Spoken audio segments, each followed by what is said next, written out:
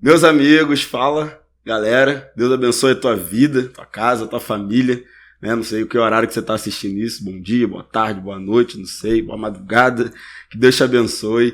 E antes de mais nada, cara, eu quero que você faça um favor para mim. Para tudo que você tá fazendo aí, vai aqui embaixo, se inscreve no canal aí, comenta, deixa uma curtida aí, porque quando você curte, comenta, se inscreve, você tá dando um recado pro YouTube, que esse vídeo é relevante e ele vai automaticamente, o algoritmo vai espalhar para mais pessoas, então nós alcançaremos muito mais pessoas através daquilo que você vai estar fazendo. Então, que Deus te abençoe.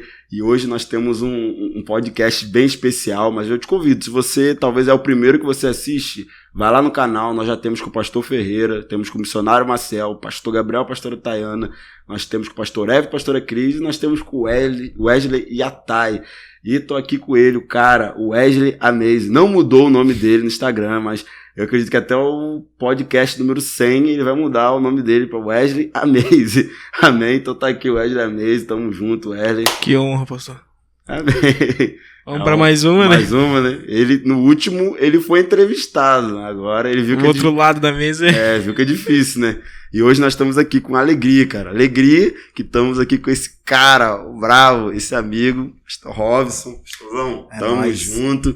Você tá bem? Tá feliz? Amém, pastor. Estou muito feliz de estar aqui com vocês. Também cumprimento todos os nossos espectadores, telespectadores, quem vai ver aqui depois, quem vai ouvir aqui depois esse podcast, esse GPcast, né?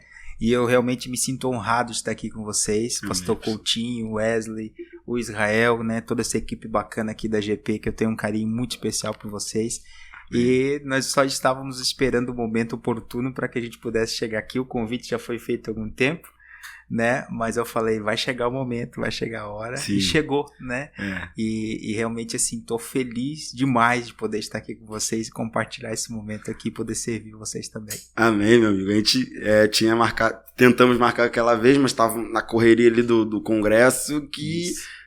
aí não pôde, não deu, porque realmente muita correria, o congresso, mas já quero entrar nesse assunto então já logo, né? Vamos aproveitar, já vamos nesse. E como é que foi esse congresso aí? Falaram que foi extraordinário, o MADES 2021. Foi realmente assim, foi um período muito bacana que nós vivemos aí, de, na verdade, uma consequência de um trabalho, né?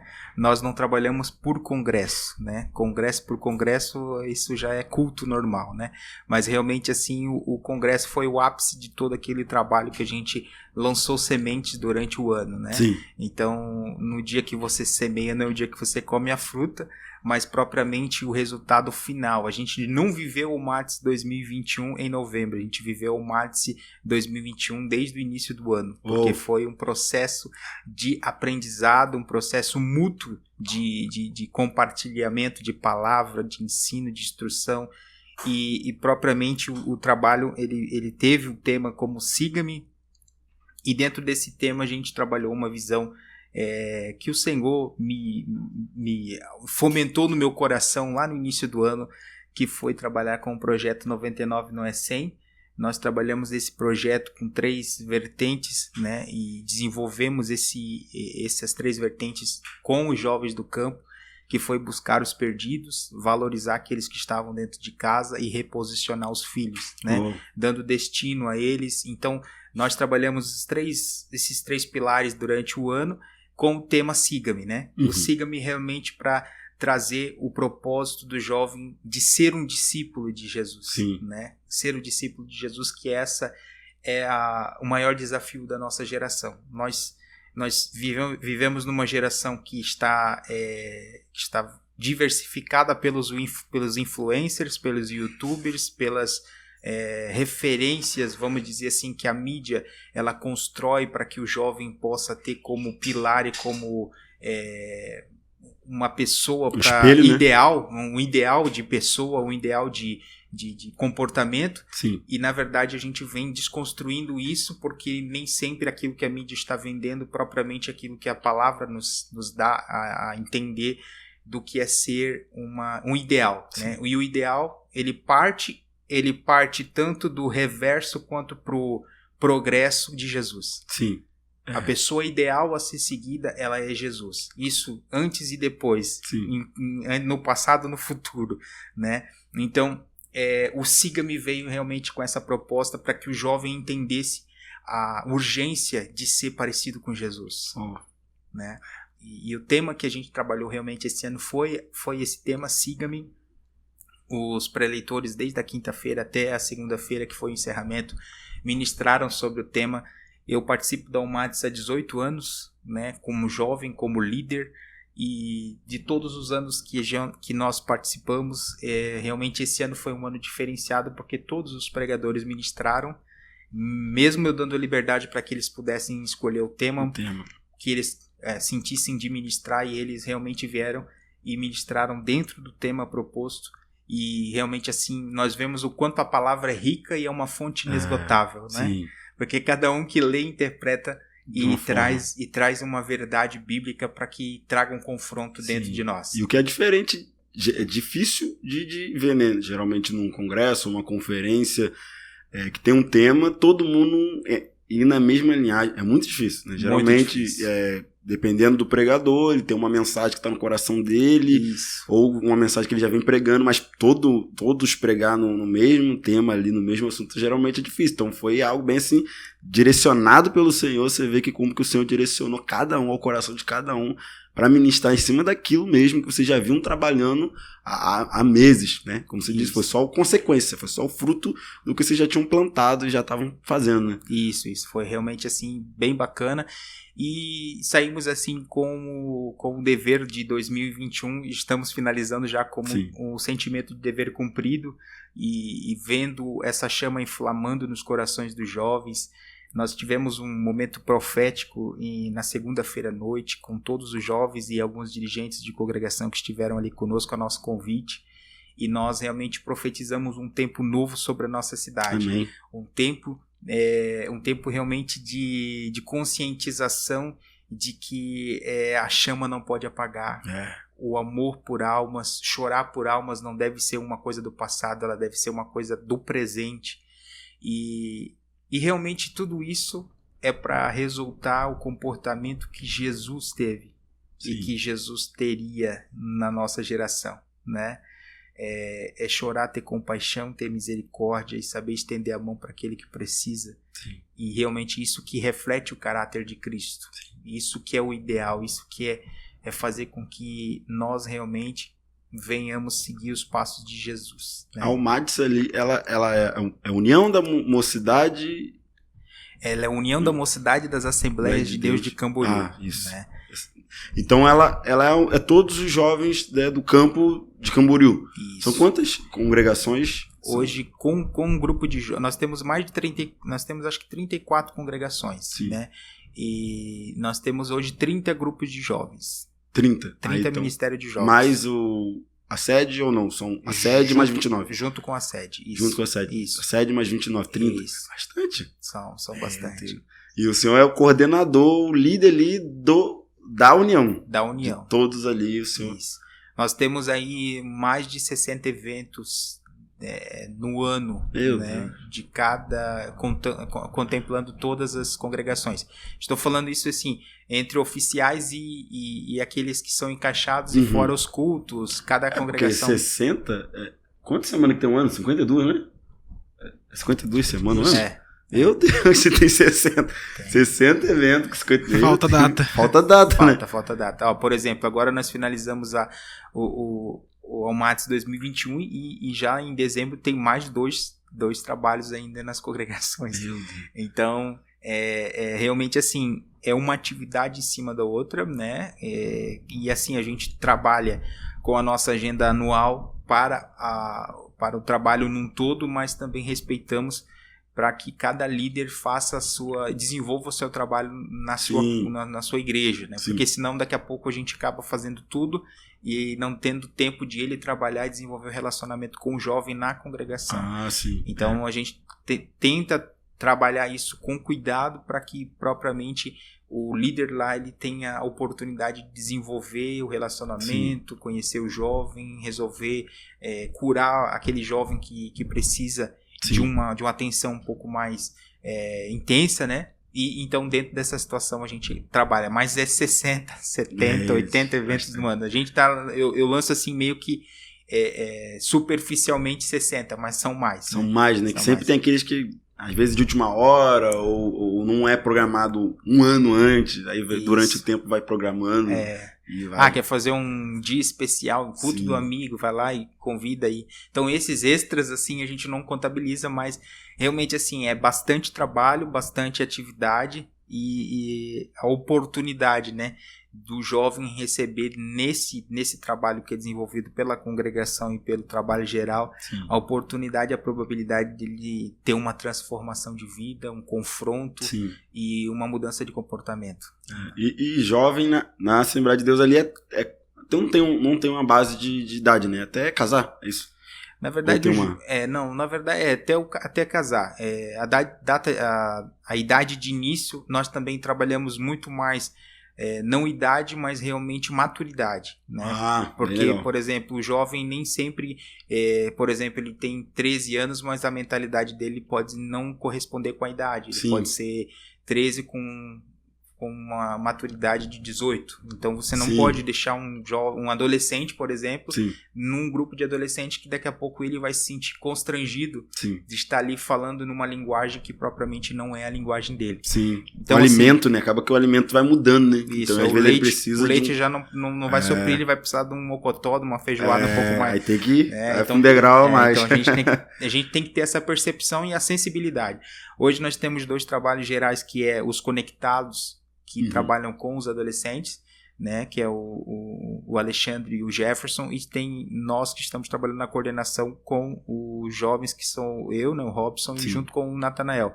Então a gente trabalha essa interação para que, na verdade, essa transição ela seja uma transição natural, né? Sim.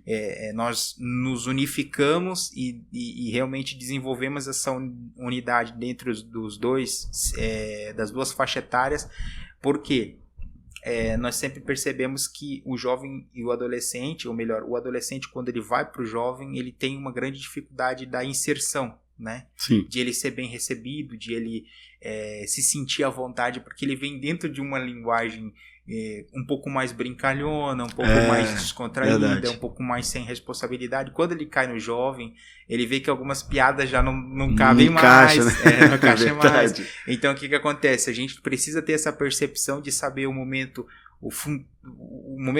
culminante para que ele saia dos adolescentes e ele seja bem recebido. Gerar uma chave, agora já não é mais... Então agora você vai falar um pouco mais sério, teu bigode já tá ficando mais grosso, né? Então agora você vai começar a atrair para ti umas responsabilidades. E isso a gente tenta trazer dentro das nossas 2 lideranças essa naturalidade. E essa questão da maturidade é bem importante, Robson, porque acaba que senão a pessoa de 2 uma, ou ela não vai gerar uma maturidade nela, se sempre ficar parado, por exemplo, vamos usar esse exemplo no adolescente ali, sempre vai ficar com aquela mentalidade, nunca vai gerar uma maturidade maior, se acabar não tendo um auxílio para que ela entenda, agora você já amadureceu, você tem que ir para vamos usar essa palavra, um degrau mais alto, um nível de maturidade maior, né? Ou ela vai tentar, às vezes, andar com a própria perna e sem o auxílio pode ser que ela se machuca, se fere, né? Lá na frente. Então, esse auxílio, esse apoio dessa transição é muito importante, para que ele não fique perdido, né? Para que ele não fique tentando resolver as coisas com as próprias mãos, mas tem um auxílio ali, alguém, não, vamos lá, agora é assim, senão a gente vê, eu falava num podcast aqui com o pastor Everton da nossa igreja, a gente estava falando sobre casamento e ele até citou o exemplo, às vezes, pessoas que casam, né? Casou, às vezes jovem, 18, 19, 20, 25 anos, casou, só que por não ter uma maturidade, a esposa, ele quer que a esposa seja uma mãe. Mas porque lá atrás isso já não foi tratado. Então a igreja também tem esse papel de ajudar, auxiliar da pessoa a entender, agora as coisas já não são mais assim, agora já tem um novo estágio, já tem um novo tempo. Um novo entendimento, entendeu? Na verdade, sim. E as transições, tanto de adolescente para jovem, quanto de jovem para casado, é uma responsabilidade da igreja, né? Sim. Num todo, porque às vezes a gente quer tratar só o lado espiritual, né? E a gente tem que ter esse equilíbrio para que a responsabilidade da igreja, ela num todo, ela é corpo, alma e espírito, ela é tricotômica, Sim. né? Então a gente precisa ter esse cuidado. o cuidado comportamental, o cuidado com a conscientização, palavras de ordem financeira. O jovem, por exemplo, hoje o jovem, ele precisa ter consciência de que ele não, no mundo que a gente vive de imediatismo, nós precisamos forjar como líderes uma geração que ela saiba que nem tudo vai ser do jeito que ela quer, da forma que ela quer e na hora que ela quer. E essa é uma geração muito imediatista, né? O Wesley daquele de jovem, ele diz assim. Eu uso uma expressão de 3 gerações, né? 3 ou 4 gerações, mas nós vivemos a geração do fogão a lenha, nós vivemos a geração do fogão a gás, nós vivemos a geração do micro-ondas e hoje a gente vive a geração Pix. Verdade. Então, ou seja, o que é melhor você comer? Uma feijoada, por exemplo. Você gostaria de comer uma feijoada feita no micro-ondas ou no fogão a lenha? Fogão a lenha. Fogão a lenha, Só que né? eu sei que tem gente que tá nos ouvindo que não sabe nem o que é o fogão a lenha. Não sabe, né? Mas agora, pra gente ter a percepção de que nem tudo que é bom é rápido. Porque geralmente tudo que é bom demora. E tem o tempo, o kairos de Deus envolvido em tudo isso, né? Ou seja, Deus, para fazer alguma coisa boa na nossa vida, às vezes ele trabalha com uma ferramenta chamada tempo. Sim. Então, para a geração que nós vivemos hoje, por exemplo, uma geração que quer conquistar, ela quer ter o primeiro carro, já quer ter a casa, quer viver quer casar rápido. Quer casar rápido, quer fazer uma festa para que convidar todos os amigos, fazer uma festa assim marcante. Pô, isso é um sonho de todos nós, na verdade, como ser humano.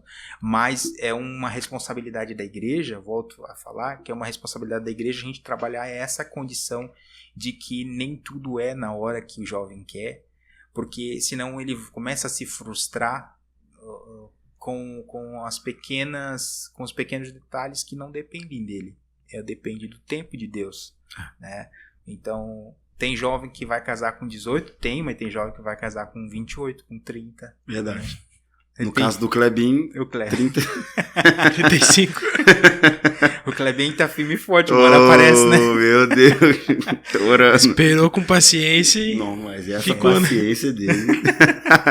Então é realmente assim, trabalhar isso. Eu penso muito nessa forma porque às vezes a gente quer espiritualizar tudo, né? E a gente tem que ter esse cuidado, né? O jovem, ele precisa ter esse pé no chão e também não deixar de confiar e deixar de entender que realmente tem coisas que Deus vai fazer, mas tudo aquilo, como diz um pastor carioca, o pastor Silas Malafaia, Deus, ele move o mundo, né? Sim. Mas ele não vai mover uma palha daquilo que está ao meu alcance e ao teu alcance de fazer. Né? Então, ou seja, o limite de Deus, ele começa quando o meu limite acaba. Né? Aquilo que está ao nosso alcance, nós iremos fazer. Então, nós precisamos colocar, precisamos se conscientizar, precisamos preparar, aí sim a gente começa a forjar uma igreja forte.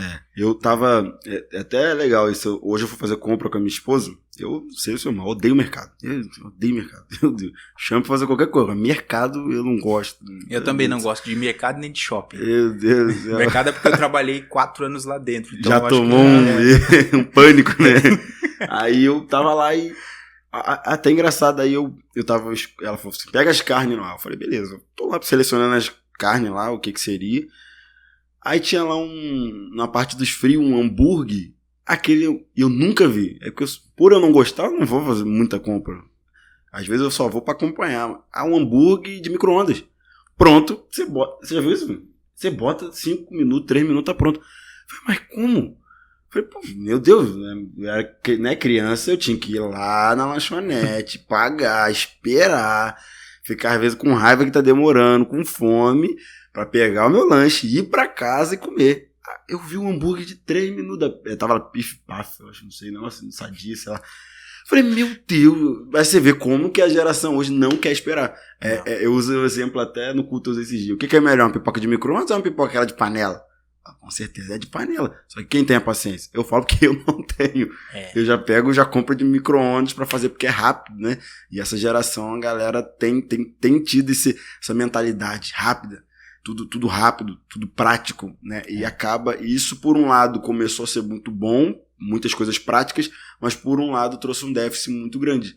E que agora, para consertar isso, é difícil, porque a galera acha que tudo é muito rápido. Aí se você for trazer pro chamado, a galera acha que é muito rápido. Um dom é muito rápido, o desenvolvimento num casamento é muito rápido, então a galera acha que tudo vai ser muito rápido, nem tudo vai ser tão rápido assim quanto a gente imagina, né? A gente tem, com a liderança de jovens, o Wesley tá aqui, praticamente o Coutinho também trabalha com bastante jovens, né? Uma das duas principais enfermidades aí que a gente lida é a depressão e a ansiedade, né? E que a liderança hoje, não digo só específica de jovens e dessas idades primárias, mas da igreja num todo. Nós precisamos aprender a trabalhar e pedir a Deus graça e preparo para que a gente possa lidar com essas duas percepções de enfermidade. Porque a geração, ela sofre pela ansiedade do futuro e a depressão do passado. Sim. Tu pega o jovem, ele é 880. Ou ele tá ligado demais, tu tem que segurar ele, ou ele tá parado demais. Ele não tem um meio termo. Não tem equilíbrio, né? Dificilmente tu encontra um jovem que tu diz assim, pô, esse jovem aí, ele é... equilibrado. Ele é equilibrado. Não, geralmente ele tá ou muito desanimado, ou tu tem que segurar o freio dele que ele tá voando. Constância entendeu? Relativa, né? A constância dele é algo para ser trabalhado. E geralmente o que é? Hoje é o reflexo das redes sociais. Verdade. Por que a ansiedade? A ansiedade é uma coisa que a gente precisa trabalhar. Porque o jovem, ele tem ali o influencer, ele tem o YouTube, ele entra no Stories, aí ele vê o camarada lá todo maromba, todo bombadão, e ele ali com o esqueletinho de grilo ainda, nem tem preparo físico para ser aquela pessoa, aquele ideal de pessoa que está sendo vendido na internet. E o que acontece? Ele começa a fazer comparativo, ele começa a olhar e dizer assim, poxa, eu não tenho aquele corpo, poxa, eu não tenho aquele carro, poxa, eu não tenho aquele celular, poxa, eu não tenho aquela roupa. E esse processo de comparação começa a desenvolver no jovem uma ansiedade. Então eu sempre falo o seguinte, hoje um dos grandes deuses que a gente precisa combater é o celular, é a rede social. Verdade. A gente precisa se desligar um pouco dele. Então coloca o pé no freio. Sim. Eu falo para eles, coloca o pé no freio. Se isso aqui tá te prejudicando, você precisa matar isso. Hoje nós somos, se deixar alienados do sistema, e do sistema mídia, Sim. do sistema rede social. Então, esse é um dos grandes fatores que o jovem ele precisa aprender a trabalhar para que ele possa realmente ter um ministério abençoado, um ministério frutífero, um ministério consistente, né? E esse senso comparativo realmente é uma das questões assim, que a gente vê, vou chamar até de uma praga, porque eu falei no culto esses dias assim, do senso comparativo. É só a gente pegar uma linha de raciocínio. Vamos lá. Se eu for olhar, se eu me comparar com alguém que tem um apartamento na Atlântica, eu sou pobre? Não, eu sou miserável. Se eu for me comparar com um cara que tem um apartamento na Atlântica, eu não sou pobre, sou miserável, não tem nada. Agora, se eu me comparar com alguém que tá no Haiti passando fome, eu sou o quê? Eu sou rico. Você tá entendendo? Então não existe o pobre ou rico. É quando eu me comparo. Entende? Quando eu olhar por exemplo, para uma pessoa em YouTube, vamos usar, né? Tá lá postando que tá feliz, diz aquilo que a gente sabe que é mentira, né? 99% das vezes aquilo é uma mentira, é uma máscara que ele tá colocando. Eu vou querer comparar a minha vida, eu vou acabar me frustrando, entendeu? Só que quando eu olhar para um outro extremo, eu vou olhar que, meu Deus, vou agradecer o que eu tenho. Então tudo é um senso comparativo. Nós devemos, na verdade, fugir. Eu falei isso esses dias no culto, falei, galera, foge desse senso comparativo, porque senão você vai estar querendo correr uma corrida para se tornar alguém que, voltando naquilo que o senhor falou, que é um ideal para você, sendo que não é o ideal para você. Não é um padrão para você, só que você vai querer correr para ser aquilo. Quando você talvez chegar perto de ser, você vai encontrar alguém maior ou além. Aí vai querer correr uma outra corrida e isso nunca para. E na verdade, quando chegar lá, você vai ver que aquilo não é suficiente. E na verdade, assim, ó, também uma expressão que eu sempre uso assim, ó, eu não posso comparar o capítulo 10 do Wesley com o capítulo 5 meu. Verdade. Porque às vezes ele já, dentro de uma área, dentro de uma percepção daquilo que ele já vivenciou, é algo que ele já vivenciou mais que eu. Sim. Então eu tenho que entender que cada capítulo eu preciso viver intensamente, que vai me trazer um aprendizado lá na frente. E essa condição do comparativo, ele é muito perigoso porque, assim, aquilo que faz feliz o outro nem sempre vai fazer aquilo, vai trazer felicidade para dentro de mim ou para mim. Vai me fazer completo. Né? Cada um, Deus tem um chamado. Por exemplo, quando a gente é jovem, é um cuidado. Eu, quando fui jovem, eu queria ser um pregador.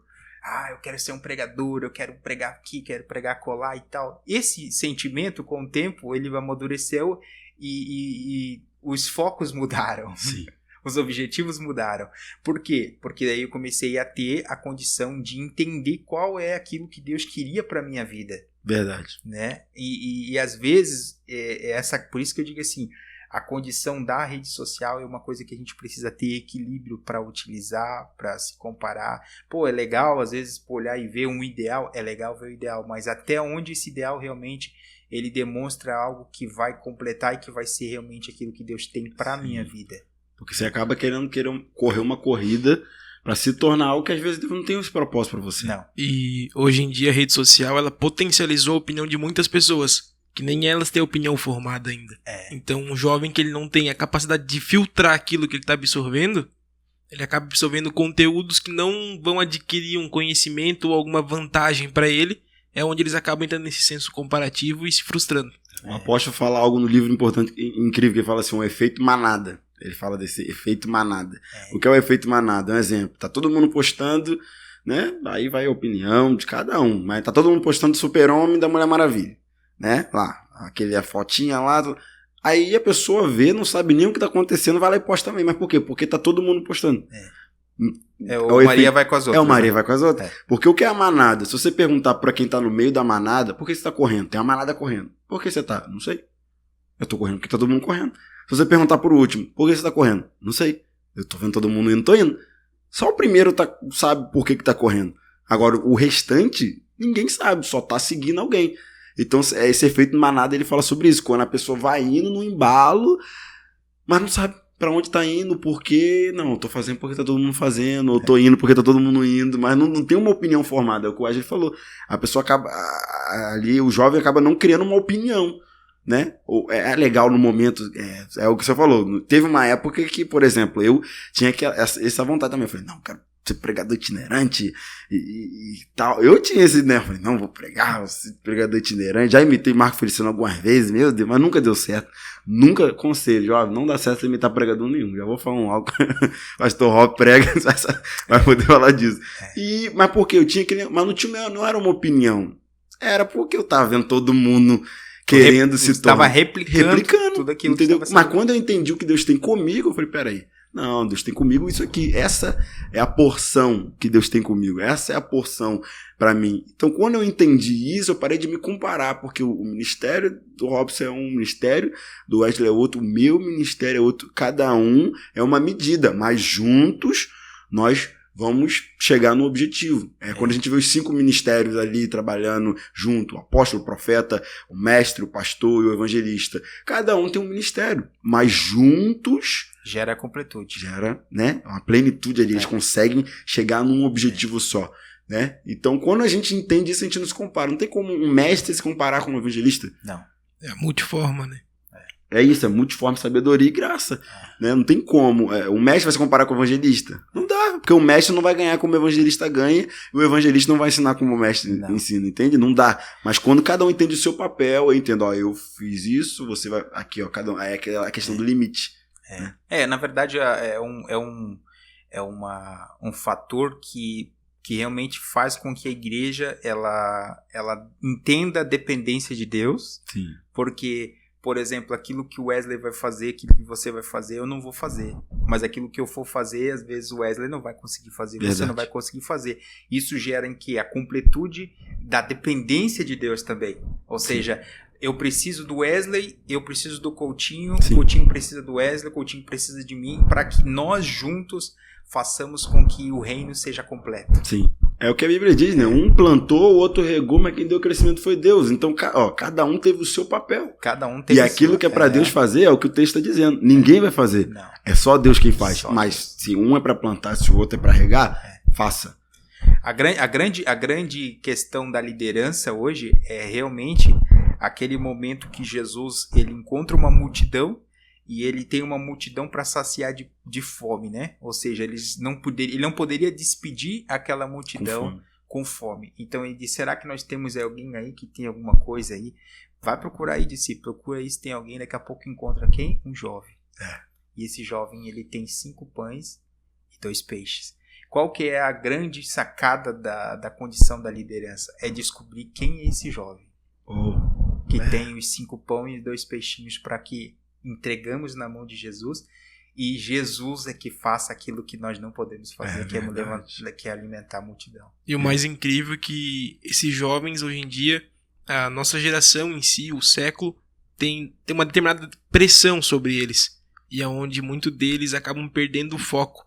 Porém, o papel da igreja que quer localizar isso neles, como o Robson falou, e descobrir a potencialidade de cada um. Muitas das vezes esse jovem não vai se dar bem numa determinada área profissional, porém alguma determinada função dentro da igreja é onde ele vai se localizar. E esse é o papel da igreja em si, né? Localizar eles onde o mundo não tem localizado. O reposicionamento no reino, né? Sim. Então aí entra uma condição que eu realmente assim, eu penso que é uma responsabilidade da igreja num todo, e quando falo isso, falo da igreja brasileira. Nós precisamos aprender a reposicionar. Pedir a Deus essa graça. Sim. Né? E a reposição nem sempre ela está voltada ao ministério eclesiástico, à liturgia do culto, à prestação de serviço no reino, no sentido de atividade do culto da igreja, enfim. Às vezes nós sabemos entender e ter a sensibilidade de ouvir Deus falar, como ele falou com Moisés, quando ele disse assim, separa para mim Bezaleel e Aholiabe, porque eu quero que eles dirijam o culto? Não. Que eles sejam sacerdotes? Não. Que eles vão lá e vão preparar tudo aquilo que eu preciso para organizar dentro do culto. Né? Então nós precisamos ter essa sensibilidade de entender, será que esse jovem às vezes ele não tem uma familiaridade com o microfone, ele não tem uma familiaridade de estar na recepção da igreja, mas esse camarada ele pode ser alguém muito usado por Deus na publicidade da igreja. Ele pode ser alguém... Nenhuma ferramenta no reino é descartada. Eu falei num podcast aqui, até que foi com o pastor Ferreira que ele estava aqui, eu falei assim, por muito tempo qual foi os únicos função da igreja, vamos usar, qual foi os únicos chamados? Cantar e pregar. Durante muito tempo, foi só cantar e pregar. Eu até brinquei, falei, por isso que tem muito pregador ruim e muito cantor ruim. Porque por muito tempo foi só cantar e pregar. Entende? Porque parece que foi meio que limitado a isso. Mas hoje não. Não é quem prega é mais importante que quem canta. Não, cada um tem a sua função. Eu falei com um voluntário esse dia na igreja, eu falei assim, ele falou, pastor, eu queria ser usado como o senhor pregou. Acho que foi um dia... 30 pessoas aceitou Jesus hoje, pastor. Ele chorou para o pastor querer ser usado como o senhor. Eu falei, filho, entenda. Se você não tivesse limpado a igreja e arrumado as cadeiras, esse culto nem teria acontecido. Aí quando eu falei aquilo, ele girou uma chave nele. Aí eu falei, você tá entendendo? Eu falei, a mensagem talvez seja 20%. Porque alguém recepcionou ele. Alguém recepcionou a pessoa no culto. Alguém colocou ela numa cadeira, alguém ofereceu uma água, alguém cantou, alguém tocou, alguém preparou o culto. Eu fui lá e preguei. Só que talvez a minha mensagem foi a 6ª mensagem, porque ela já escutou uma mensagem de alguém que recepcionou, seja bem-vindo, alguém que abriu a porta, alguém colocou ela numa cadeira, alguém que ministrou louvor, alguém que tocou bem. Eu falei, você tá entendendo? Quando eu falei isso, ele, caraca, pastor, eu não parei pra pensar nisso. Eu falei, hoje o meu papel foi pregar. Só que o seu foi um e o do outro foi outro. Então todos nós juntos fizemos algo e alcançamos a vida daquela pessoa. Então cada um, diferentes membros, mas um só corpo. Aí quando eu falei isso, ele entendeu. Eu falei, você não precisa querer a função de alguém. Não, faça a medida que Deus te deu com excelência hoje. Porque amanhã Deus talvez te dê outra medida, ou talvez Deus também não te dê. Você vai ser chamado para fazer aquilo a vida toda, mas o que Deus te chamou para fazer, faça com excelência, dê o teu melhor para que aquilo seja extraordinário. Como o Israel falou antes da gente começar, que o que marcou ele foi um vídeo. Um vídeo. Viu um vídeo caramba, não, tá doido, eu vou naquela igreja. Pronto, tava afastado, viu o vídeo, queimou no coração. Aí se não tivesse o vídeo? E pra alguém, quem sabe, o vídeo não teria essa efetividade. Isso. Né? Ninguém sabe toda a produção que foi necessária ser feita para que esse vídeo fosse publicado. E se nós pararmos para analisar num contexto bíblico, hoje em dia, João Batista foi quem veio e preparou o caminho para Jesus. É isso aí. Então, nos dias de hoje, é necessário ter quem prepare a mensagem, é só o resultado daquilo que já foi construído antes. E a condição hoje, eu vou falar por mim, mas quando se fala na condição de quando a gente começou e existia alguns sonhos, né? Por exemplo, eu quero ser um pregador, eu quero ser alguém que prega aqui, prega acolá. Se eu for fazer uma análise hoje daquilo que eu propriamente queria fazer, quem sabe não era nem estar na frente do microfone. Eu gostaria de estar mais nos bastidores e ajudando na pessoalidade de cada um, do que propriamente estar ali na frente falando ou na frente pregando. Não que isso seja desmerecido, não é dessa forma. Mas eu vejo que é uma oportunidade como Jesus teve com a mulher samaritana. No 1 a 1, né? No 1 a 1. Então, no 1 a 1, ou seja, se você parar para pensar, Jesus ele pregou para uma mulher, mas aquela mulher se tornou uma missionária que evangelizou uma cidade. Ela foi lá, buscou, não tem mais alguém aqui e tal, foi lá. Então Jesus falou para uma pessoa. Quando você fala para uma pessoa, por isso que a gente não pode desmerecer aquele momento individual de evangelização. É o 99, não sei. É 99. É a única que está ali, que precisa ouvir. E quando você fala para aquela, e às vezes você nem precisa falar muito, você não precisa pregar muito, você só exercer a misericórdia, exercer o perdão, o abraço, que às vezes um abraço fala muito mais do que muitas palavras, que às vezes são lançadas em vão, mas aquele abraço, eu tô contigo, quero orar por você, tá tudo bem. Às vezes no trabalho, eu tô trabalhando, converso com alguém, tá tudo bem, quando falo tá tudo bem, já vem carregado de várias outras coisas que você vai, tira aquele fardo pesado dos ombros daquela pessoa e aquela pessoa sai agradecendo depois. Sim. Você evangelizou, às vezes, até sem falar de Jesus, mas só pelo fato de você parar para ouvir, existe uma testificação do Espírito Santo trabalhando na vida daquela pessoa, naquele momento. Então, assim, o microfone, ele é um detalhe, a frente do culto, ela é um detalhe. Ele é completo quando existe toda essa condição de que cada um fez a sua parte, o reino de Deus é quem ganha com tudo isso, né? Sim. Até porque, por exemplo, eu prego no culto, né? Hoje, como pastor da igreja, geralmente sou eu que mais prego, né? Aí vem os líderes, os pastores da igreja, mas eu sou o que mais prego ali, assim, né? De cada, 12 cultos que tem no mês, eu vou pregar 7, né? Então eu sou geralmente o que mais prego. Só que se não tivesse aquela pessoa que convidou aquele irmãozinho no trabalho para vir no culto, não teria aquela alma no altar. Então, o que eu fiz ali só contribuiu porque alguém lá evangelizou, porque alguém lá falou de Jesus na padaria, alguém falou de Jesus na farmácia, alguém convidou um motoboy. Esse dia a gente passou por uma experiência, Robson. Teve um menino que estava vindo pro culto, veio de Uber. Aí eu liberei uma palavra, falei, gente, começa a pregar pros Uber. O Uber tá trazendo você pro culto, fala de Jesus pra ele. Começa a pregar pra ele e tal. Aí ele veio de Uber, parou aqui. Quando o Uber parou, ok, é uma igreja legal tal. Aí o menino começou a falar de Jesus pro Uber.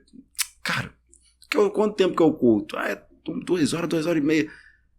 Vou parar de rodar então, vou entrar no culto, ouviu a palavra, na hora do apelo foi, aceitou Jesus, está até hoje aqui na igreja, né? Ou passou pelo encontro, Deus transformou a vida dele, mas olha só, porque alguém disponível no Uber pegou e começou a falar de Jesus para ele. Tá entendendo? Então, a história de Ananias, né? É isso. Ananias, quando ouviu a voz de Deus, vai à rua chamada direita, procura na casa por nome Judas, porque existe um rapaz lá que está orando.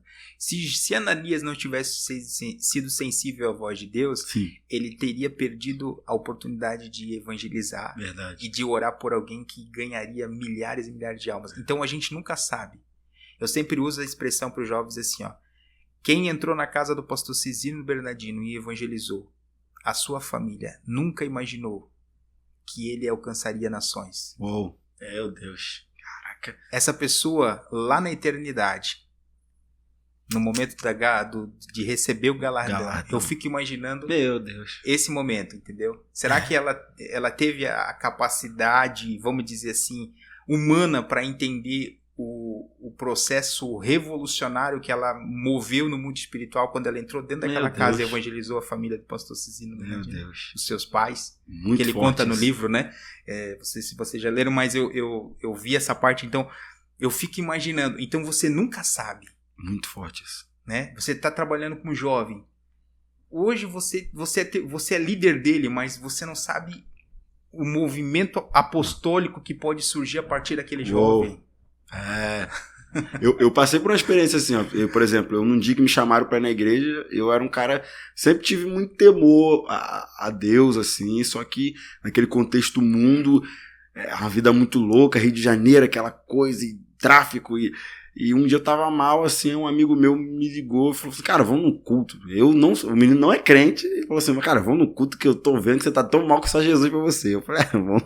Aí eu falei, tá, vamos, qual a igreja? Geração Profética. Eu falei, não vou não. Essa igreja é muito doido. Os caras lá é meio doido, os caras pulam muito, os caras... Eu falei, não vou. Aí de tanto ele me insistir, eu fui. Quando eu cheguei, eu tava tão mal, mas tão mal. Tinha um menino na porta, um obreiro na porta, ele me deu um abraço. Quando ele me abraçou, ele olhou pra mim e falou, você tá bem, você tá feliz, é por isso que hoje eu falo tanto, você tá feliz? É por isso que hoje eu falo tanto no culto. Ele me abraçou e falou, você tá bem, você tá feliz? Eu olhei aquilo, falei, mano, o cara nem me conhece, o cara tá perguntando se eu tô feliz, se eu tô bem, e quando ele me abraçou, mudou minha vida. Ele falou, cara, eu vou te levar na sua cadeira. Aquele abraço, eu fui ganho 80%. 20% foi a pregação. Mas no abraço, eu sempre digo, até hoje, quando eu vou em Macaé, eu vejo ele e falo, cara, o teu abraço me ganhou 80%. Aí agora a gente volta pro contexto que eu estava dizendo. Será que ele, quando me deu o abraço, ele imaginava que eu ia me tornar um cristão, obreiro, diácono, missionário, um evangelista, pastor hoje, pastor de uma igreja em outro estado? Não imaginava. Mas olha o papel que ele fez. Talvez se ele não tivesse me dado aquele abraço, talvez eu ouviria a mensagem, mas não teria feito tanto efeito. Mas alguém me abraçou. Um simples abraço. É a história de Paulo. Paulo pregando, o menino cai, a Bíblia diz que todo mundo pega e levanta, tá morto. Paulo, peraí. Vai lá, abraça. Tem vida no menino. O que em horas mensagem não fez, um abraço fez. Um abraço. Entende? Se ele tivesse continuado a ministrar, a efetividade do discurso dele não seria tanto quanto foi um abraço que ele fez. Quanto tempo que vai durar um abraço? Um abraço é segundos. Meu Deus, 2, 3 segundos. Te abracei ali 2 segundos, entende? Agora, o que 2 segundos fez, o que horas de mensagem não fizeram. Então, provavelmente, cara, assim, pregue, mas abrace alguém. Acho que isso é importante. Esse mulher samaritana que você falou, olho no olho, tete a tete, parou no ônibus, conversa com alguém, pergunta se tá bem, ter essa sabedoria, tá num lugar, num shopping, né? Fala de Jesus pra alguém, de alguma forma, né? Tem alguma estratégia e tal. Eu tive uma experiência com... foi um menino da minha célula, ele tava comigo, ele foi comprar uma água num estádio de futebol. Aí o cara vendendo água, aí ele... eu quero. Só que ele já, evangelista puro, os caras já tem a maldade, né, no bom sentido, da parada, ele né? É intencional, né? Intencional, isso. Quando ele, água, quanto? R$2? Não, beleza. Quando ele pegou a água assim, ele falou assim, cara, essa água aqui que você tá me vendendo, eu vou tomar, daqui a pouco tem sede, mas eu posso te dar uma água que você nunca mais vai ter sede. Começou a pregar pro cara, no estádio. O cara começou a chorar. Aí ali Deus já deu uma palavra de conhecimento pra ele e tal. Olha só, olha como é que é a intencionalidade num ambiente, estádio de futebol, nada com nada. Mas ali ele falou, cara, aí ele liberou uma palavra pra mim que eu guardei isso no meu coração. Ele falou, aonde eu estiver, eu tenho que ser um agente de Jesus naquele lugar. É o que nós falamos sempre, né? Não se movemos por necessidade, mas sim por um propósito, né? Então, em todos os locais que nós estivermos, nós possamos ali se manifestar como um agente de Deus, né, naquele lugar. É saber que, como diz a palavra, né, nós somos o templo do Espírito, né? Então, no Antigo Testamento, aonde a arca, por exemplo, chegou em Obed-Edom, a casa dele foi extremamente abençoada. Então, quando a gente entende que nós somos transportadores da presença, então aonde a gente chega, a gente frutifica. É impossível. Eu sempre digo assim, ó, João 15 diz isso, né? Que Jesus é a nossa videira e todo aquele que estiver ligado nele dá fruto. Então é impossível alguém estiver ligado em Jesus e não dar fruto. Natural, né? Natural. É natural. E uma coisa que eu sempre procuro trabalhar dentro do meu ministério, dentro da minha vida, como alguém que representa Jesus, é utilizar o tudo bem como realmente uma ferramenta, não de superficialidade. Ou seja, se eu pergunto pro Wesley se tá tudo bem, eu quero ouvir que se o Wesley está bem mesmo. Você abre você parece ser... É uma isca, né? Porque a superficialidade da tratativa, ela é muito grande na nossa geração. Todo mundo está sempre atrasado, sempre com pressa. Então, dificilmente você encontra alguém para te ouvir. Então, eu quero ouvir. Como é que tá? Paz Coutinho, tudo bem, Pastor Coutinho? Tudo bem mesmo? Tá tudo bem? Tá tudo certo? Esse tudo bem, ele precisa ser carregado de intencionalidade para que você ajude a sarar aquela pessoa. Independente de se ela já está envolvida, se ela já está no corpo de Cristo, se ela não está. Porque tem dia que o pastor Coutinho está bem, tem dia que o pastor Coutinho precisa de um abraço, e eu preciso ter essa percepção, essa sensibilidade. Sim. Né? E o tudo bem eu sempre uso para que Jesus ele apareça no tudo bem. Entendeu? Não, sim, intencional, né? Jesus ele vai na frequência do tudo bem. Nossa. Então, não tá bem, então vamos aí. Vamos ver que eu quero te dar um abraço. Tá Legal. tudo bem. Então, a gente começa a sarar um outro, porque nós somos seres humanos. Sim. Sujeitos mesmo, como disse lá Tiago, né? Sujeitos às mesmas paixões como Elias foi. E a gente precisa ter esse contato. O que faz a igreja diferente é a empatia da dor do próximo. Eu tava vendo algo do Douglas falando. A Bíblia diz que Jesus era manso e humilde. O que a Bíblia tá querendo dizer quando diz que ele era humilde? É que Jesus era acessível. Jesus era tão acessível que um discípulo colocava a sua cabeça no peito ou em outras versões no ombro. Jesus era acessível, cara. Ele era um homem acessível. Entende? E nós temos que ser acessíveis. Sim. Entende? Que as pessoas possam confiar de tal ponto de, se não tá bem, chegar na gente e, cara, não tô bem, eu preciso. Entende? Jesus era um homem manso e humilde, né? E nós temos que ter esse coração manso. Jesus diz, aprendei de mim, ou seja, aprendam comigo, que sou manso, sou humilde, ou seja, seja acessível. Não ande sem propósito. Entende? E eu acho que isso é um segredo, cara. E essa geração aí do Jesus com a Bom Samaritano, cara, é uma geração... Porque às vezes, é o que o senhor falou, algo bem interessante. Talvez o senhor não pregue para 50 mil pessoas no estádio, mas talvez você vai discipular 10 pessoas, 50 pessoas que vão pregar em estádios, entende? Uma expressão que eu acho bem interessante a gente analisar é a condição de ver as pessoas que foram influenciadoras no mundo. Um homem chamado Hitler, ele conseguiu influenciar uma nação inteira para um propósito errado.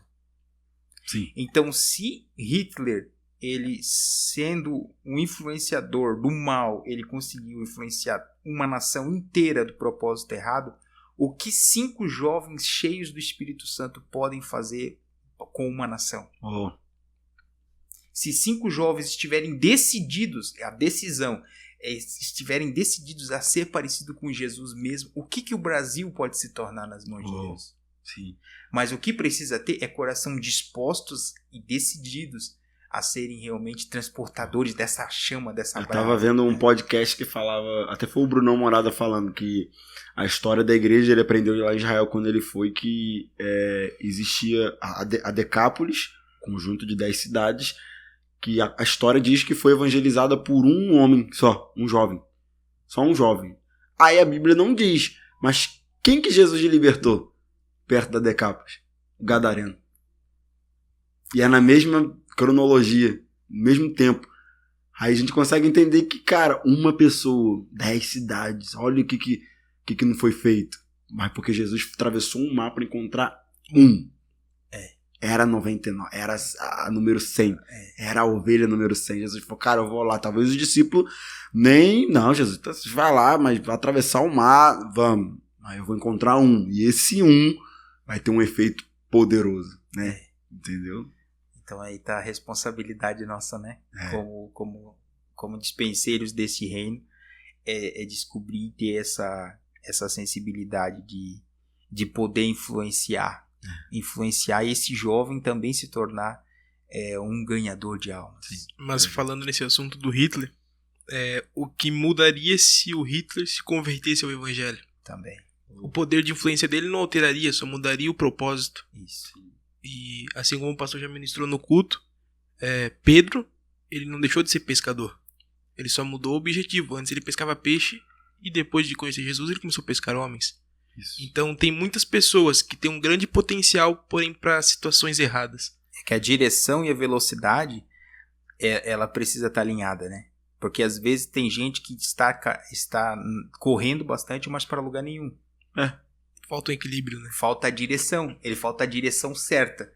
Já corre bem. Ela corre bem, ele tá correndo legal. Por isso que existe uma frase que eu acho importante, interessante, que diz assim, ó, que a direção ela é mais importante que a velocidade.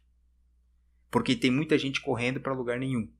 Ou seja, se você estiver correndo e não tiver uma direção certa, você vai estar correndo e você vai para onde? Tem muita gente que tá assim, né? Então, entra o propósito da condição do próprio Hitler, né? Se ele tivesse com a direção certa, ele poderia estar correndo. Tava correndo bem, só não tinha direção nenhuma. O que aconteceu com Paulo, né? Paulo, ele estava numa velocidade até interessante, porque quando ele saiu ali da bênção de Ananias, ele queria já sair pregando, né? Sim. E de repente Deus falou assim, não, peraí, eu vou te deixar 14 anos esperando, vai para a Arábia, porque lá eu tenho alguma coisa contigo na ferramenta chamada tempo. Sim. Para que quando ele chegasse lá em 1 Coríntios 11, 23, ele pudesse dizer realmente, porque o que eu estou falando para vocês eu recebi do Senhor. Incrível. Então, para que ele pudesse ter essa experiência, estar na direção correta e esperar o tempo de Deus, né? Não é só correr bem, é saber ter uma direção correta. Você vê um jogador de futebol, o poder de influência que eles têm, por exemplo, vamos usar um Neymar, por exemplo. Poder magnânimo, mundial. Corre muito bem, não só correndo, né, literal, mas não tem direção. Agora, se ele converte essa direção para Jesus, meu Deus, quantas almas seriam alcançadas? Quantas almas não seriam ganhas? Quantas almas não seriam tocadas? Então, a gente vê até o Firmino, né, o jogador de futebol, que se converteu, hoje é um evangelista. Quantas almas que ele não ganhou na conversão dele? Mas porque ele já estava correndo bem, só não tinha uma direção. Quando ele, tô na direção errada, peraí, deixa eu ir pra cá. Cara, quantas pessoas que não foram alcançadas e tocadas, entendeu? Pela glória de Deus, isso é forte. E por muito tempo foi pregado que para se tornar um homem de Deus teria que exercer algumas práticas dentro da igreja. Porém, hoje em dia, o chamado da igreja não é somente para dentro de um templo, mas sim para as ruas. Aonde você for, diferente de profissão ou local que estiver, que seja um referencial da glória de Deus. E essas pessoas estão sendo, nas profissões delas, um referencial daquilo que Deus quer.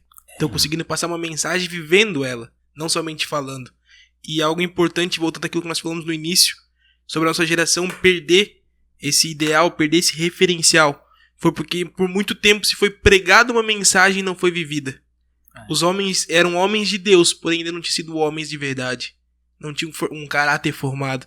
E foi nesse período que se perdeu a mensagem do evangelho. Não somente no falar, mas também no praticar. E hoje nós estamos vendo que pessoas em diferentes áreas estão conseguindo ser esse referencial. É que daí entra essa condição de que nós precisamos entender quem é o menino e para que Deus escolheu ele, né?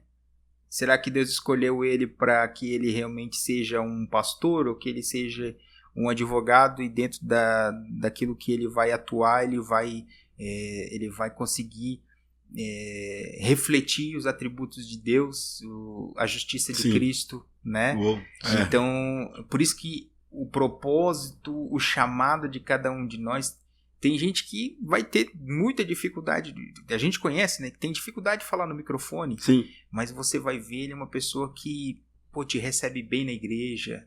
Um caráter íntegro. Caráter íntegro, então ele reflete Cristo de uma outra forma. Então a nossa geração é uma geração fantástica, né? O que cabe a cada um de nós é pedir a Deus que Ele nos dê essa sensibilidade de entender como a gente pode reposicionar cada filho, né, dentro do reino.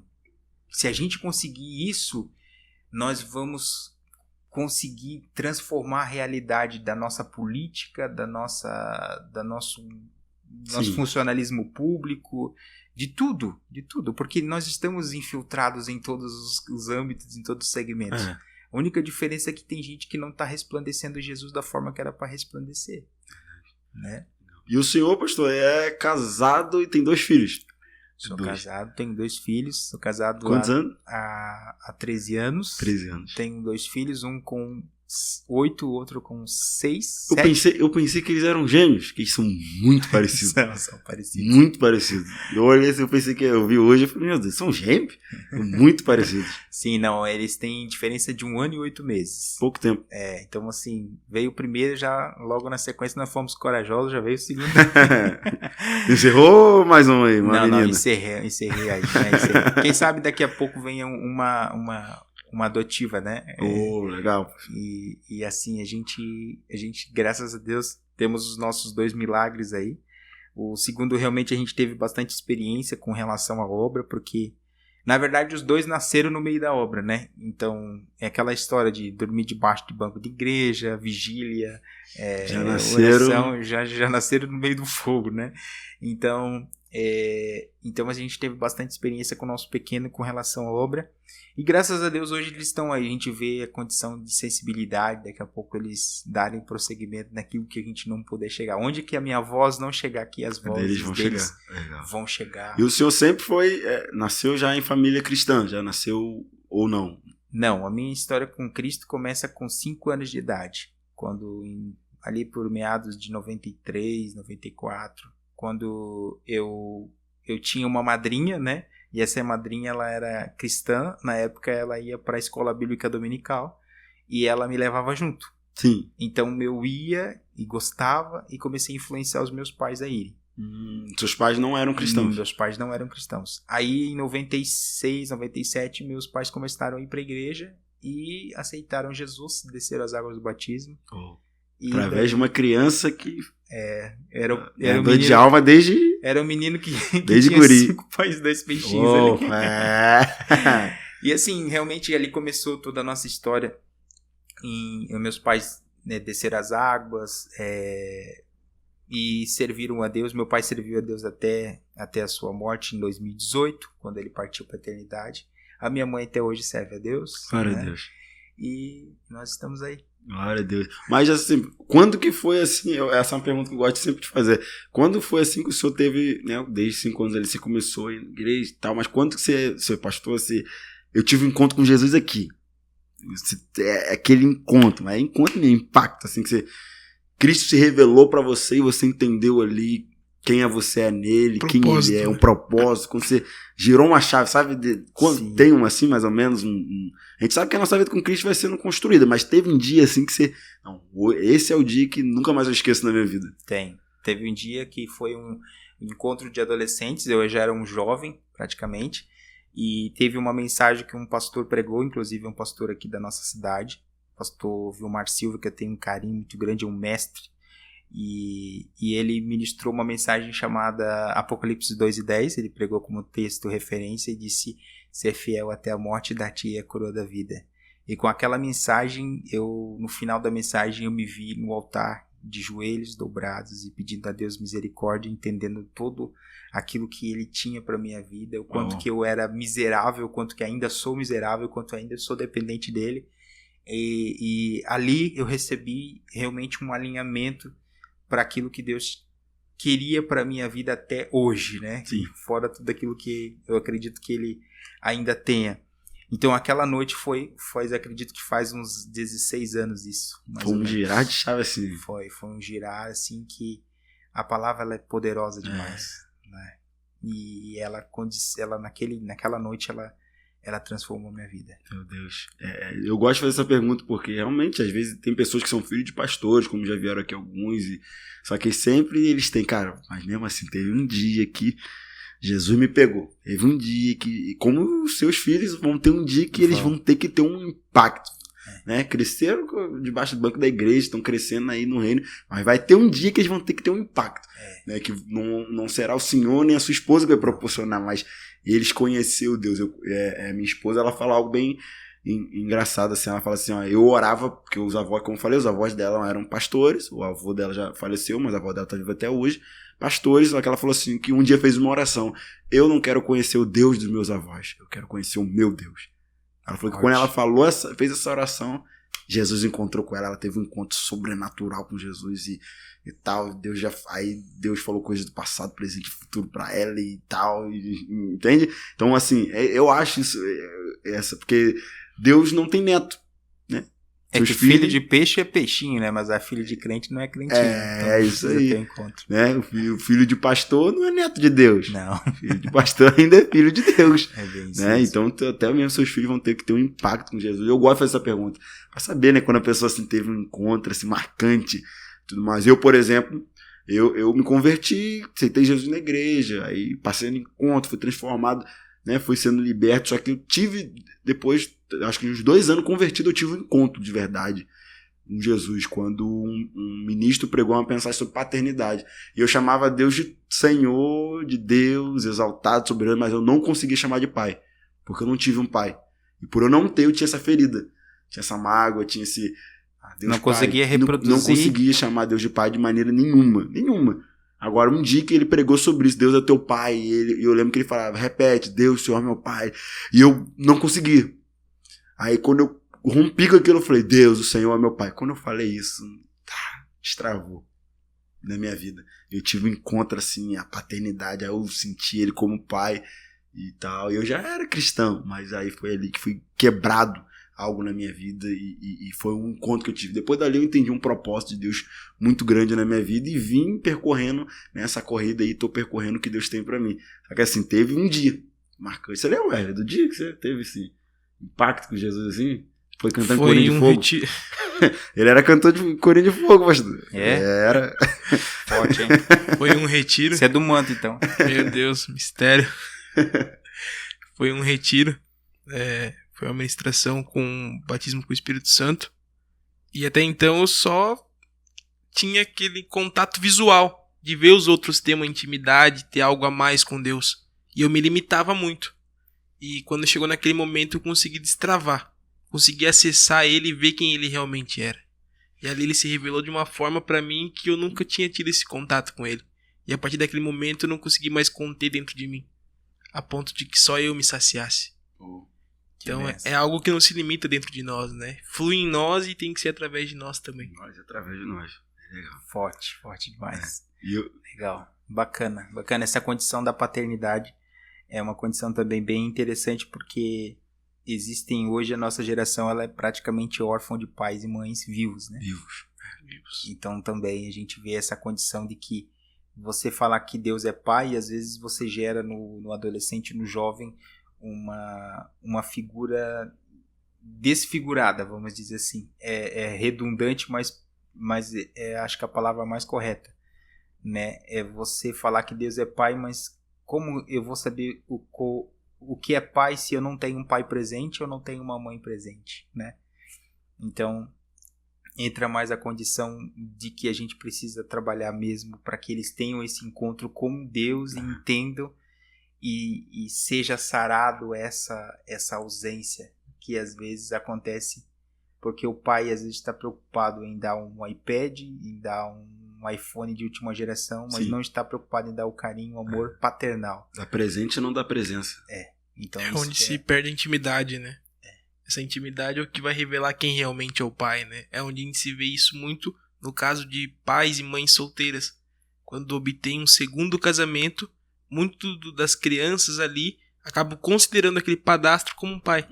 Porque ali eles acabam desenvolvendo uma intimidade e um certo afeto. É isso mesmo. Verdade. Legal.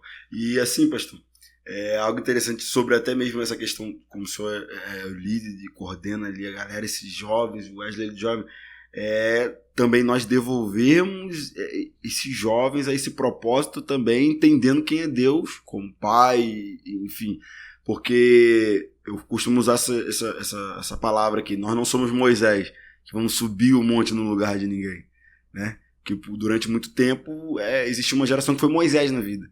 Moisés no sentido assim, Moisés, tô com medo. Lá em Êxodo Deus fala, vou descer, vou falar com o povo. Quando Deus desce, o povo fica com medo, se assusta, som de trombeta, de buzina, um monte tremendo. Aí o povo fala assim, Moisés, suba você, porque se a gente subir a gente vai morrer. Ou seja, a gente tá com medo.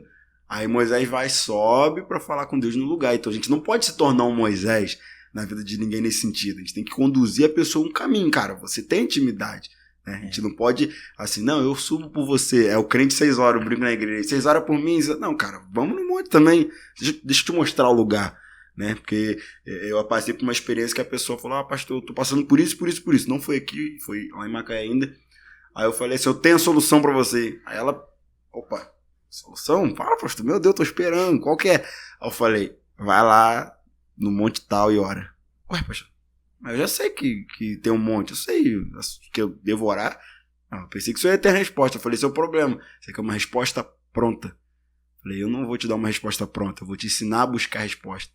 Eu vou te mostrar onde é a fonte. Eu não vou ser Moisés no teu lugar, né? E a nossa geração de pastoreio que lidera esses jovens, nosso papel também é não ser um Moisés. Eu julgo que é mostrar onde é. Vamos aqui, ó. É aqui, ó. Mesmo monte que eu subo, você sobe. Mesmo quarto que eu posso fechar a porta. Mesma fonte que é a Bíblia, você pode ler. É o mesmo texto. Então vamos lá, busque a resposta. Não queira que eu faça isso no teu lugar. Entendeu? Eu acho isso bem importante. Como papel nosso de líderes é apontar esse caminho. Não terceirizar a responsabilidade, né? Isso. No caso do o jovem entender esse propósito. Até a própria carta de apóstolo João para as igrejas da Ásia, uma das cartas ele diz, né? Eis que estou à porta e bato, disse Cristo, através das palavras de João. E na verdade aquela palavra estava sendo relacionada não para o texto base que às vezes a gente se utiliza para falar sobre uma pessoa que não aceitou Jesus ainda, que Jesus está batendo na porta e está falando para ela abrir a porta. Sim. Mas na verdade aquilo ali era um recado destinado a uma igreja que já estava convivendo e acostumada com o santo, mas ela acostumou tanto com o santo e ela se conformou tanto com o santo consagrado que ela colocou Jesus para fora e Jesus estava tentando entrar.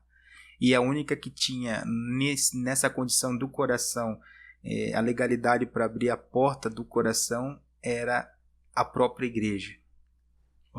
Ou seja, a chave ela estava pelo lado de dentro. Então, quando essa igreja entendeu a sensibilidade, a percepção de que Jesus já não estava mais no culto dela, que a vida dela já era uma vida de superficialidade, a Bíblia diz que ela tinha fama de que estava viva, mas estava morta, né? E então ela poderia entender que Jesus queria ter a comunhão com ela, queria sentar na mesa junto com ela, cear, né? Mas só que quem deveria ter essa decisão era ela. Hoje em dia nós estamos querendo costurar o véu que Jesus rasgou, né? Jesus é o caminho, tem gente querendo ser o pedágio. Querendo colocar mais um intermediário no meio da situação. Quarta pessoa da Trindade. Pastorzão, tem umas perguntas que a galera mandou aqui, ó. Ó. Pega leve aí nessas perguntas. Ó, tem uma legal aqui pra gente começar aqui, ó. Aeroson. Adriano. Não sei quem é. Quais são os seus planos para o MATS em 2022? Olha, então, o MATS 2022, provavelmente nós vamos estar dando prosseguimento a tudo aquilo que a gente começou. O projeto que a gente está trabalhando não é a curto prazo, é a longo prazo, né?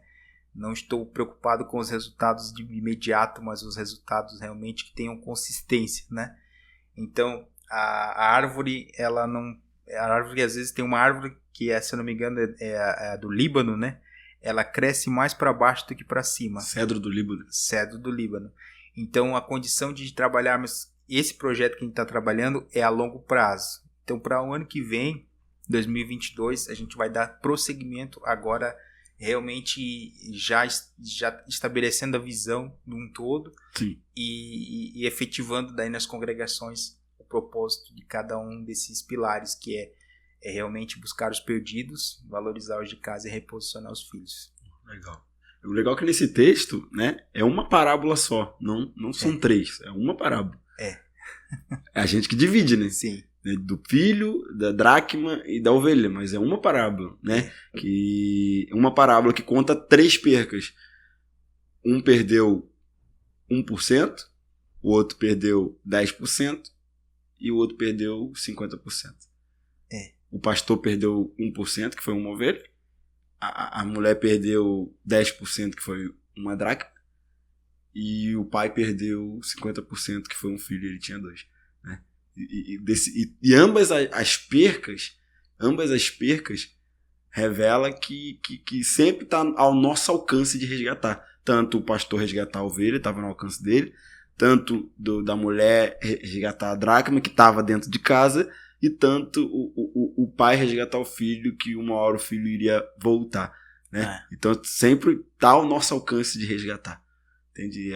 É pontualidade. Um mostra o nosso esforço, que é nós irmos atrás da ovelha. Outra mostra a nossa atenção, que estava dentro de casa, só a gente que não estava dando atenção. E outra mostra a nossa dependência de Deus e paciência, que é esperar o filho voltar. Porque o pai não foi atrás, o pai não pesquisou em casa, que não estava em casa, mas o pai teve paciência e dependeu de Deus que o filho um dia voltar. Então, esses 3 níveis de entendimento da igreja para com os que se perderam. E a ovelha e mostra algumas percepções. Por exemplo, a ovelha ela não tinha condições de se encontrar, de ela mesma entender que ela precisava voltar. Sim. Então é um instinto de consciência. Agora já o filho, ele sabia o caminho de volta. Então mostra as várias tipos de almas que a gente trabalha e que a gente precisa ter a maturidade para poder resgatar. Tem pessoas que saem, mas assim, não tem, é o que o senhor falou da ovelha, não vão conseguir voltar sozinhos e não tem esse instinto. E nós temos que ser lá o pastor que vamos lá atrás, temos que ser a mão estendida. Coloca o cajado lá e puxa, né? Mas como do filho, já tem aqueles que são outro tipo de pessoas. São pessoas que foram, mas vão voltar. Sabe o caminho, vão voltar. E a gente tem que estar de braços abertos para receber e não ter a atitude do irmão. E a da dracma são pessoas que estão dentro de casa, só estão perdidas. A gente só tem que acender a lamparina. Dá destino. E dar um destino, né? Bem forte. 3 tipos de alma. Nossa, dá uma mensagem. Vou pregar no cu depois. O líder de jovens já prega. Já prega. Meu Deus. Mas 2022 vai dar continuidade a esse trabalho aí. Vamos dar continuidade aí. Creio que Deus vai abençoar. Amém. Tem outra aqui, pastorzão. O Marcel, foi até o Marcel aqui da igreja que perguntou: qual o maior sentimento que existe em coordenar toda a UMATS? Qual o maior sentimento que existe? Sentimento?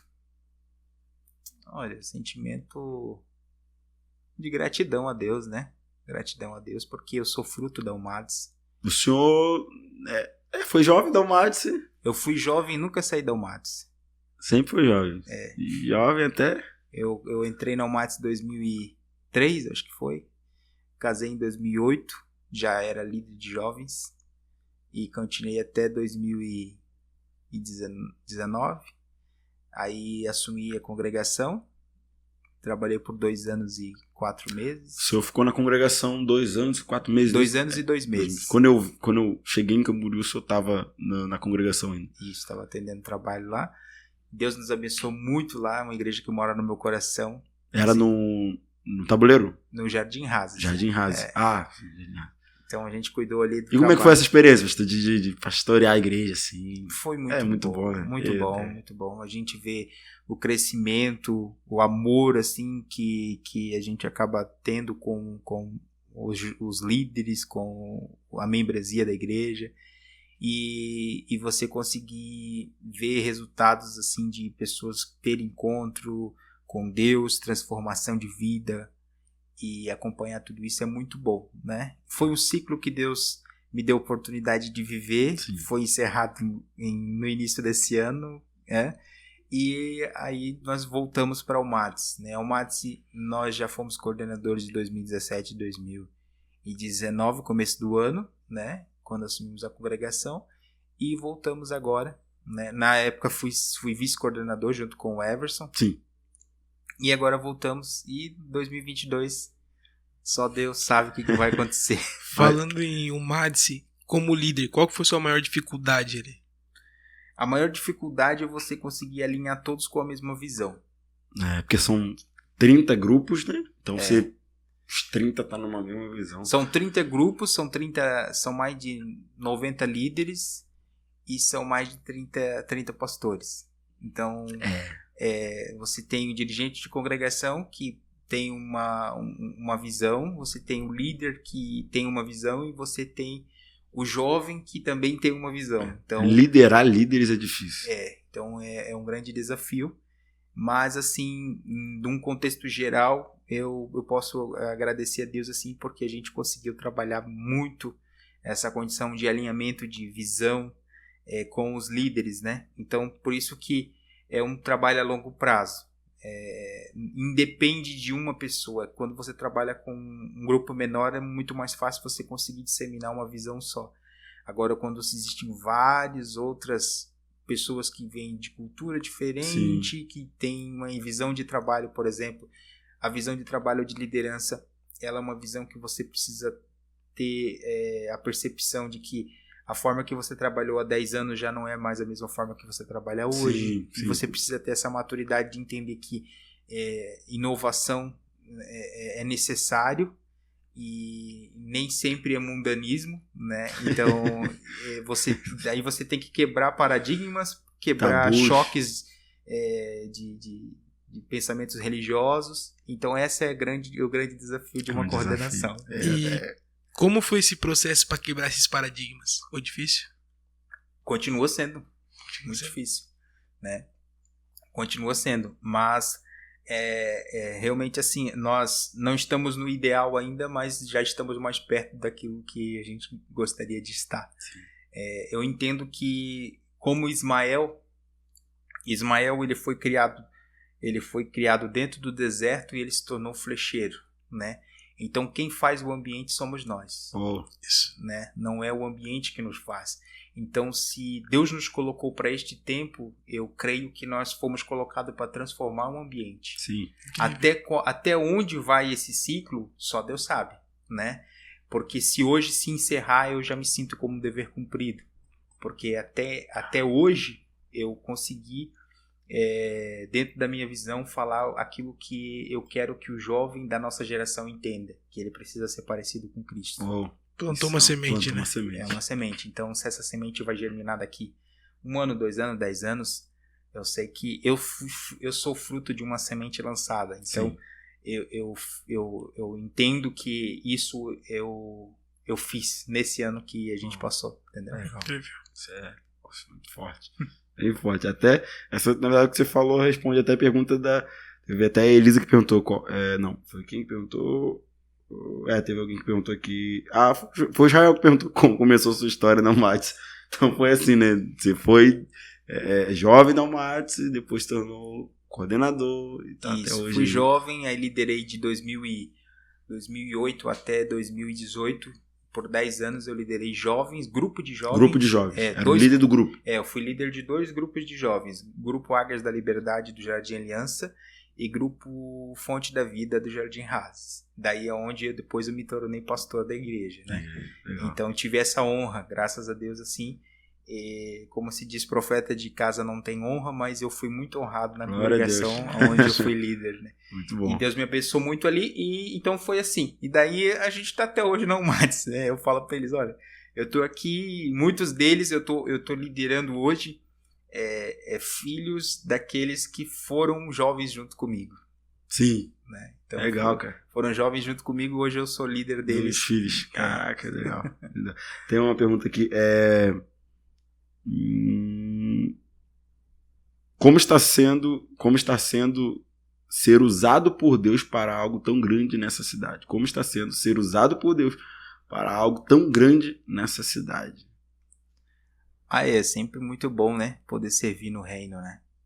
É o fato de que a gente pode contribuir e ver que pode influenciar uma geração a ser parecida com Cristo, a resplandecer Jesus, nas mais simples comportamentos, ideias e forma de se expressar, e ver o jovem sendo usado, ver o jovem tendo a percepção. Nós vemos assim hoje jovens assim que você olha e vê que estão inflamados realmente com a sede de falar de Jesus, do evangelho simples, do evangelho prático, né? É aquele evangelho realmente que resplandece o comportamento de Jesus, e ver isso no semblante, no comportamento, nas obras deles, já nos faz realmente se sentir que nós estamos no caminho certo. Acho que isso realmente é o grande trabalho, é conseguir desenvolver no jovem essa mentalidade de Jesus. Um conselho, pastorzão, para líderes de jovem, conselho para líderes de jovem. Se tivesse um conselho, esse é o que primordial para líderes de jovem. Ame jovens. Porque o amor, ele supera tudo. O amor supera as indiferenças, o amor supera o dia que ele pisar no teu calo, o amor ele vai... Dor de cabeça que ele vai fazer. Ele vai te fazer perder uns cabelos. O Wesley já começou a perder ali em cima ali, ó. Caraca, bastante. Meu Deus. Cabelo branco. Então esse vai vir cabelo branco. Já veio, já. Ele vai te incomodar no feriado, ele vai te incomodar de noite, ele vai te mandar mensagem. Mas assim, o amor é uma coisa que... É verdade. Quando você ama aquilo que você faz, cara. Eu tava ontem, fui lá na Reino Church, na Eduardo Reis, eu fui na igreja porque o apóstolo Joel Pereira tá lá, homem de Deus, assim. Eu fui lá escutar, vou ouvir ele. Ele falou algo, cara, bem incrível. Ele falou que quando você entende para que você é chamado, o porquê você foi chamado, quando você ama aquilo, a dor do processo não pesa tanto, porque você ama. Você ama tanto aquilo, aí ele comparou até com casamento. Casamento, tem briga, tem discussão, tem isso e aquilo, problemas rotineiro da vida, cada fase, você casou tem uma fase, você vai ter filho tem outra fase, tantos anos de casamento tem outra fase. Só que você ama e o amor, você consegue superar tudo aquilo por causa do amor. Ele falava disso no ministério. Você ama o que você faz, seja pastoreando, liderando jovem, louvor, enfim, seja sendo pastor de igreja, seja pastor de um lugar, né, amplo, um campo, você ama aquilo, a dor do processo é detalhe, porque você tem um amor por aquilo. E eu ouvindo ele, falei, cara, é verdade, ser pastor de igreja assim é intenso, você passa uma raiva, mas eu amo tanto que você fala, se seria o quê? Não sei. Se seria o quê hoje? Não sei, não sirvo pra mais nada, eu acho. Acho que eu só sirvo pra isso, porque quando você ama o que você faz, você entende que você foi chamado pra aquilo. É bem isso mesmo. O apóstolo Paulo já falou em 1 Coríntios 13, né? Ainda que eu falasse a língua dos homens e dos anjos e não tivesse amor, eu seria como o metal que soa e o sino que tine, né? E isso remetia ao que é o tilintar das espadas na guerra e o sino que se tocava para chamar para derramar sangue. Então, fala de tudo aquilo que às vezes a gente pode fazer, mas se não tiver o amor envolvido, a gente pode estar realmente no caminho errado. Então, amar as pessoas, ajudar, eu acho que isso é aquilo que a igreja precisa, é o tudo bem que Jesus vai na frequência, né? É ser o Jesus com a mulher samaritana. Meu Deus. Eu acho que meditando esse texto aí até... Já dá mensagem. Não, já me deu uma próximo culto. Aqui, eu vou pregar isso quinta-feira. Não, bem legal, caramba. E assim, pastor, feliz mesmo de você ter vindo, porque, né, cara, é bom, né? Esse é o reino de Deus. Eu falo sempre que na igreja a placa não pode dividir o que o sangue de Jesus uniu. Sempre falo isso. A placa nunca vai ter um poder de dividir o que o sangue de Jesus, né, uniu. E muito feliz mesmo de você ter vindo, aceitado o convite, porque é isso, nós estamos um propósito só, cara. Que é ganhar essa cidade e acabar minhas orações aqui, Jesus. Vamos fechar essas boates, vai virar tudo igreja. Vamos falhar essas bocas de fumo, virar boca de profeta. Vamos, os prostíbulos, vamos fechar e vai virar sala de oração. Vamos fechar o bar e vai virar ponto de pregação. A minha oração é essa, que o corpo da igreja, até nas próximas semanas eu vou trazer um pastor também, que é lá da igreja de Monte Alegre, o pastor da igreja Razão de Viver, para poder também estar aqui. E assim, essa é a beleza do reino. Né? Diferentes membros, mas um só corpo, para que um propósito venha acontecer. A gente não pode deixar que a placa separe o que o sangue uniu. Não, um planta, outro rega, mas crescimento vem dele. É isso. E nós somos contribuidores aí do que você está fazendo. Com certeza. Conta com a gente, pastorzão. Conta com a gente de verdade mesmo. Não só em oração, mas em tudo. Conta.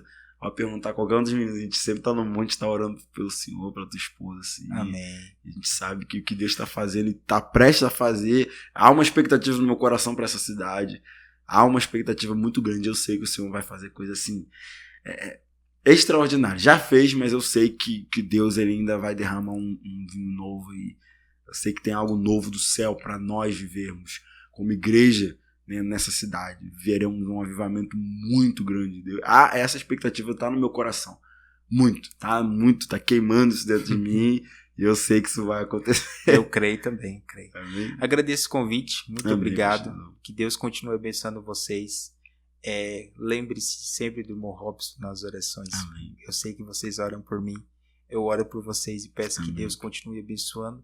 Vocês lutam daqui, a gente luta de lá. Vocês dão glória daqui, a gente dá glória de lá. Glória a Deus. E assim vai.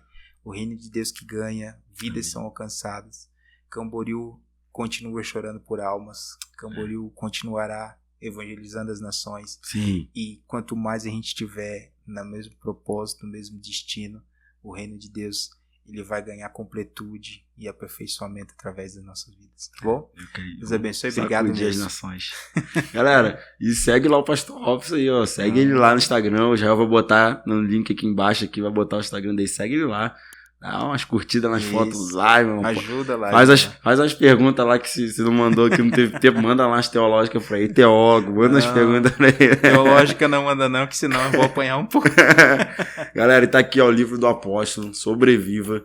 Chegue onde Deus te mostrou. Esse livro tá incrível, cara, você precisa ler. Esse aqui é do pastorzão, um do senhor e uma da sua esposa. Opa, Amém, pastor? fechou. Um pro senhor, um pra sua esposa, pra vocês poderem dar uma meditada lá e dar uma lida lá. Deixa eu Amém. mandar um abraço aqui pro pastor. Ô, Apóstolo, né? vontade. Pastor Alexandre Marinho. Deus abençoe, meu amigo do coração. Sempre estou com saudade de dar um abraço, né? De vez em quando a gente conversa aí pelas mensagens. E deixa um abraço pra ti, que Deus te abençoe. Você, a pastora Jamile, todo o ministério aí de Macaé, toda a geração profética, esse ministério tão abençoado. Beijo no coração, amo sua vida, tá bom? Em janeiro ele vai estar aqui, vai ficar uma semana aqui. Em janeiro, vamos chamar o seu, vamos fazer um podcast violento aqui. Aí é bravo Pastor demais, Robson, apóstolo. Olha, fazer um podcast violento aqui. Meu Deus do céu. Vai travar o YouTube, meu Deus. né? Ali é revelação pura, né? Ali, meu. Só Chaves. Vão até derrubar o vídeo. Galera, tamo junto, Deus abençoe. Segue aí, ó, o Wesley também, que não mudou o nome dele, vai mudar pra Wesley Amazing. Vai mudar o nome dele, mas segue ele lá. Me dá uma moral, me segue. Segue o Israel lá, tá tudo incrível. Galera, você tem a lanchonete, procura o Israel, que ele é o fotógrafo das comidas.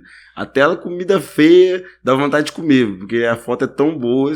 Já viu, poxa? Já viu uma foto dele? Oi, eu vi umas fotos viu? dele aí no perfil dele ali. Violenta? Né? Não. O troço às vezes é feio, mas ele tira foto tão bem que dá vontade. Dá jeito, né? Dá Meu jeito. Deus, dá jeito. Galera, segue ele lá e compartilha esse vídeo pra no mínimo umas 100 pessoas. Vai ser incrível o que Deus tá fazendo. Pastorzão, tamo junto. Um abraço, Obrigado. pastorzão. Ó, Tamo junto, tá? obrigado de verdade. Amém. E é isso, tamo junto. Valeu, galera. Valeu! Um abraço.